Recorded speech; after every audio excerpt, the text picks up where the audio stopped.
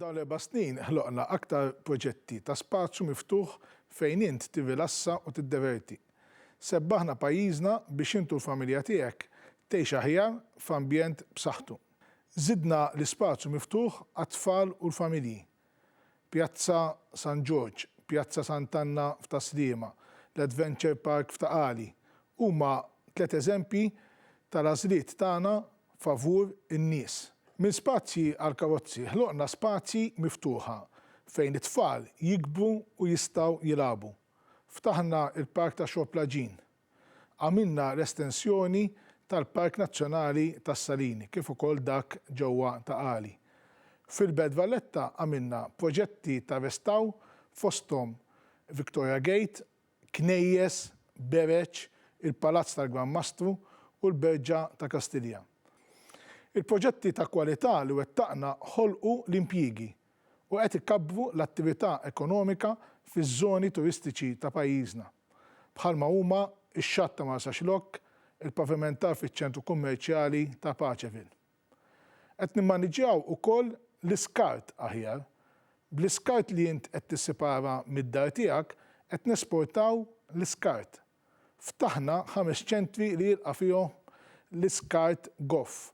Għamilna il-fuq minn 1000 kontenitur għall-iskart separat u bl-impjant ta' Sant'Adnin l-iskart sar riżorsa għalina l-koll.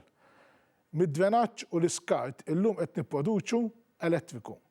Mill-iskart qed nagħmlu wkoll il-kompost. Mill-matab u mill-qortin qed inneħħu l-gassijiet ħżiena biex illum int u l-familja tiegħek tista' tgawdi minn arja aktar nadifa u qed naħdmu biex il-miżbliet magħluqa tal-matab il-qortin f'Għawdex u Whittlesey isiru parks fejn int u l-familja tiegħek tkun tista' tmur tirrilassa ruħha. B'inizjattivi ambjentali li ħadna qed inkomplu noħolqu impjiegi ġodda.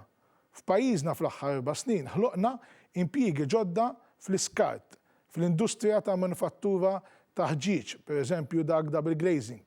Żdiedu professjonisti li jispeċjalizzaw f'mezzi ta' enerġija nadifa. Żdiedu l-kumpaniji li qed ibiegħu prodotti marbuta mal-enerġija nadifa bħalma huma s-solar water heaters u l-pannelli fotovoltaiċi. B'hekk żdiedu n-negozji, żdied il-kummerċ u żdiedu l-impjiegi. B'aktar enerġija nadifa qed innaqsu wkoll l-emissjonijiet mill-arja. Dan ma jsirx bix-xejn. Dan sar għax il-Gvern investa fil-modernizzar tal-impjant ta' Sant'Adnin, f'inċineratur ġdid ġewwa l-Marsa, fi skemi finanzjarji biex sal-lum iktar minn 12,000 familja gawdew minn għajnuna finanzjarja biex setgħu jinstallaw solar water heaters u pannelli fotovoltaiċi. Fis-settur tal-bidja u s-sajd investejna il-fuq minn 100 miljun euro f'4 snin. Il-fuq minn 8,000 bidwi raħħal u sajjied irċevew għajnuna finanzjarja. Il-ħarsin tal-annimali huwa importanti wkoll għalina. Ftaħna iċ-ċentru San Franġisk ġewwa Taqali li joffri kura lill-annimali 24 siegħa kuljum.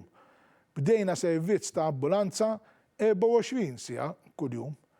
L-avvanz fis-settur tal-annimali wkoll qed joħloq impjiegi ġodda. U għalhekk offrejna wkoll numru ta' scholarships biex aktar studenti jażlu li jilħqu veterinarji. Ħdimna flimkien, investejna u qed nagħmlu aktar proġetti u inizjattivi ġodda li joħolqu l-impjiegi f'pajjiżna. Qed inneħħu l-gassijiet minn miżbliet. Għamilna aktar spazji miftuħa b'arja nadifa u ħilsa mill-periklu. Tajna skemi biex aktar nies jinvestu f'enerġija nadifa u b'hekk titjieb il-kwalità tal-arja f'pajjiżna.